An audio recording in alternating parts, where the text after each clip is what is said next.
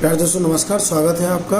आज हम NCERT 10th class के चैप्टर 1 वास्तविक संख्याओं के एक्सरसाइज 1.1 के क्वेश्चन नंबर 5 को सॉल्व कर रहे हैं। और इस क्वेश्चन में हमें बोला गया जांच कीजिए कि क्या किसी प्राकृतिक संख्या n के लिए संख्या 6 की घात n अंक 0 पर समाप्त हो सकता है अथवा नहीं। ठीक है, तो अब हम इस क्वेश्चन को सॉल्व करेंगे। तो इसमें थोड़ा सा समझने वाली बात होगी, उन सारी चीज़ों को मैं समझाते हुए आगे बढ़ूँगा। ठीक है, हम यहाँ लिखेंगे हल, क्योंकि हम इसका सॉल्यूशन कर रहे हैं। बढ़ते हैं आगे।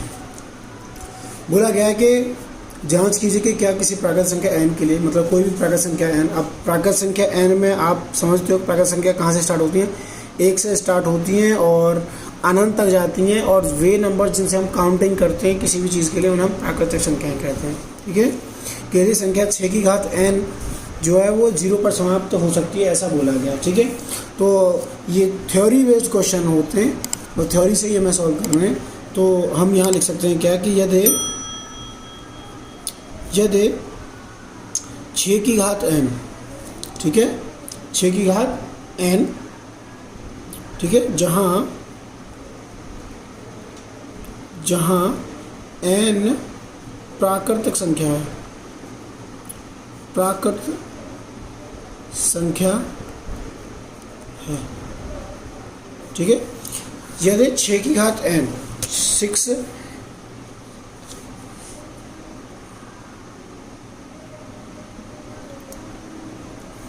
यदि 6 की घात n जहाँ n एक प्राकृतिक संख्या है, ठीक है, n कैसी संख्या है? एक प्राकृत, ठीक है, के मान के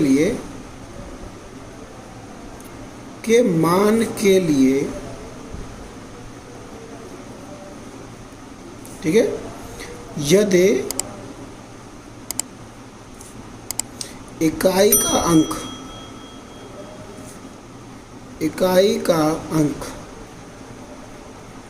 0 हो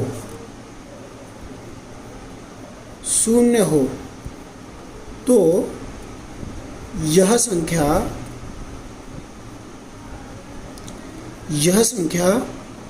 निश्चित ही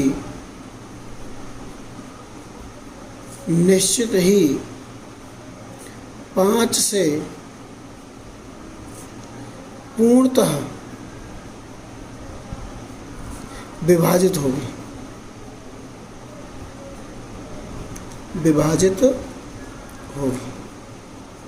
ठीक है, ये हमने एक कॉमन सेंस निकाला कि अगर कोई भी संख्या जिसका इकाई का अंक 0 है, ठीक है, इकाई का अंक 0 है, ठीक, तो आप समझते हो कि अगर किसी भी संख्या की इकाई का अंक 0 तो उसमें अगर हम 5 से भाग देते हैं ये कंप्लीट डिविजिबल होता है, 5 से पूर्णतः भाग चला जाता है। ठीक है, तो वही हमने लिखा कि यदि 6 की घात n जहाँ n एक प्राकृतिक संख्या है के मान के लिए यदि इकाई का अंक 0 हो तो यह संख्या निश्चित ही 5 से पूर्णतः विभाजित होगी।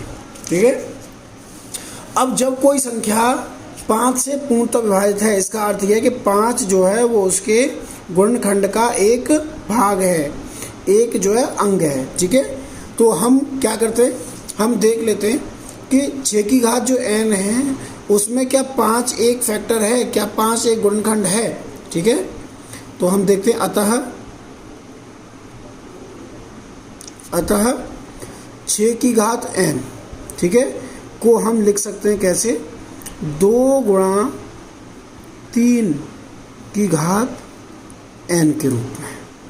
ठीक है, 2 गुणा 3 की घात n के रूप में हम इसे लिख सकते हैं। ठीक है, तो अब जैसे आपको दिखाई दे रहा है कि यहाँ 2 और 3 के सिवाय अलावा कोई भी अन्य अभाज्य गुणनखंड नहीं है, जबकि यहाँ 5 अगर होता तो 5 और 2 के मेल से 0 हमें मिल जाता। ठीक है ना, क्योंकि अगर हमें 0 चाहिए, इकाई के अंक पे अगर 0 चाहिए तो हमें 5 और 2 ये किस में चाहिए? ये हमें फैक्टर में चाहिए ही चाहिए। ठीक है, तो हम यहाँ लिख सकते हैं कि जैसा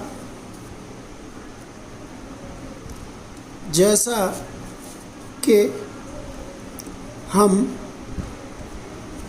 देख सकते हैं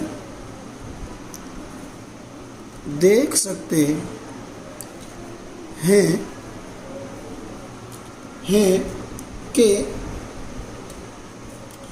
6 की घात n में 2 तथा 3 के अलावा और कोई भी गुणनखंड नहीं है,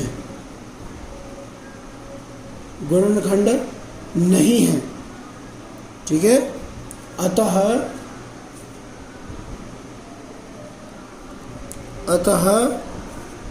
6 की घात n के लिए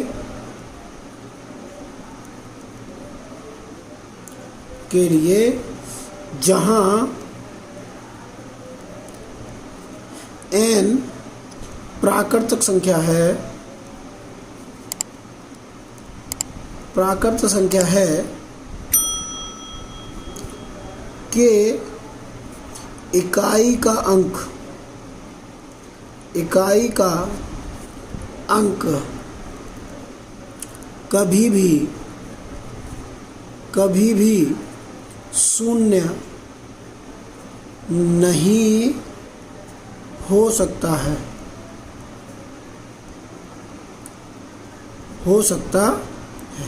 ठीक है।